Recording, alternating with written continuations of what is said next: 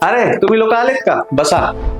मराठीमध्ये असं म्हणतात, वाचाल तर वाचाल. म्हणजे रीडिंग जर केली तर तुमचं आयुष्य सुखकर होईल. रीडिंगचे फायदे: लहान मुलांमध्ये जर वाचण्याची सवय लागली तर त्यांच्यामध्ये नॉलेज वाढतं आणि त्याचबरोबरीने त्यांचं मेंदूची कार्यक्षमता वाढते. ही एक हॉबी त्यांच्यासाठी जर झाली तर ते बाकी व्यसनांकडे वळत नाही, जसे की मोबाईल असेल किंवा थोडं मोठं झाल्यावर दुसरेही काही व्यसन असतील, तंबाखू, सिगरेट, दारू सारखे. याचबरोबरीने जेव्हा आपण प्रौढ होतो त्यावेळेस आपण जर वाचनाची सवय ठेवलेली असेल तर ते आपल्याला विरंगुळा म्हणून कामाला येतं. म्हणजे आपला दिवसभराचा ताण कमी करण्यासाठी आपली रीडिंग मदत करते. याचबरोबरीने रीडिंगचे खूप सारे प्रकार आहेत. म्हणजे कोणाला हसत खेळत पुस्तक आवडतात, कोणाला सस्पेन्स आवडतात, कोणाला ऍक्शनचे आवडतात, कोणाला हिस्ट्रीचे आवडतात. असे वेगवेगळ्या प्रकारचं नॉलेज आपल्याला त्यातून मिळू शकतं. त्याचबरोबरीने जे उतार वयात असतात ते लोक जर रेग्युलर रीडिंग करत असतील तर त्यांना वेगवेगळ्या आजारांच्या समस्या कमी जाणवतात, जसे की स्मृतिभ्रंश असेल किंवा नैराश्य असेल. त्यामुळेच रीडिंग केली तर आपला मेंदू